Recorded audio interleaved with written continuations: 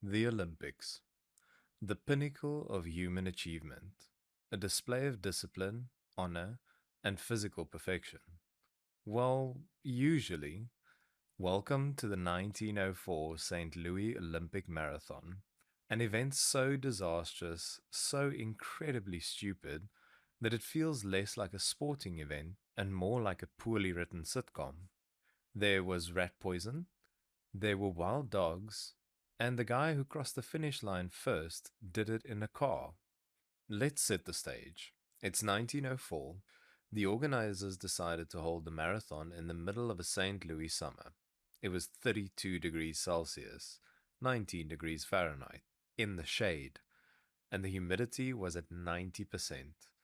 To make matters worse, the chief organizer, James Sullivan, wanted to test purposeful dehydration.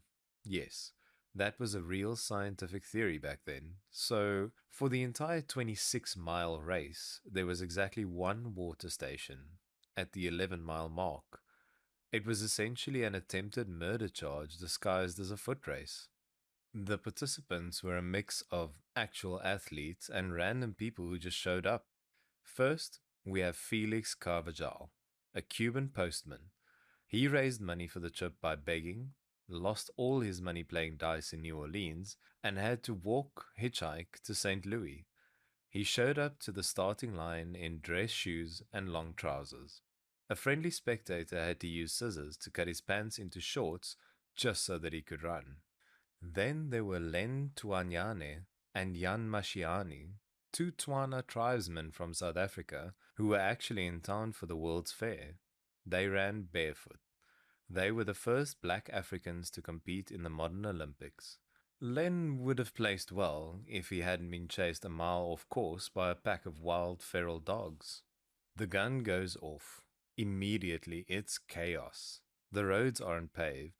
The support cars driving ahead of the runners are kicking up so much dust that the athletes are literally coughing up blood. One runner, Willem Garcia, was found lying on the side of the road with a hemorrhaged stomach lining from inhaling dust. He nearly died. Meanwhile, our friend Felix, the Cuban postman, got hungry. He stopped in an orchard to eat some apples. The apples were rotten. He got stomach cramps, laid down in the side of the road, and took a nap. He woke up, kept running, and somehow still finished fourth. But the real drama happened at the front. The first man to cross the finish line was Fred Laws. The crowd cheered. Alice Roosevelt, the president's daughter, was about to place the wreath on his head when someone pointed out that Fred had stopped running at mile 9, got into a car, drove 11 miles, and only started running again when the car broke down. He claimed it was a joke. He was banned for life. They unbanned him a year later. So who actually won? Thomas Hicks. But one is a strong word. By mile 10, Hicks was collapsing. His handlers decided the best way to keep him going wasn't water, but a mixture of brandy and strychnine. For those who don't know, strychnine is rat poison. They literally poisoned him to keep him moving. He crossed the finish line hallucinating, his legs moving in the air while his handlers carried him. He had lost 8 pounds during the race and nearly died on the spot. Only 14 of the 32 runners actually finished. It was a race defined by cheating, poisoning, feral dogs, and rotten apples.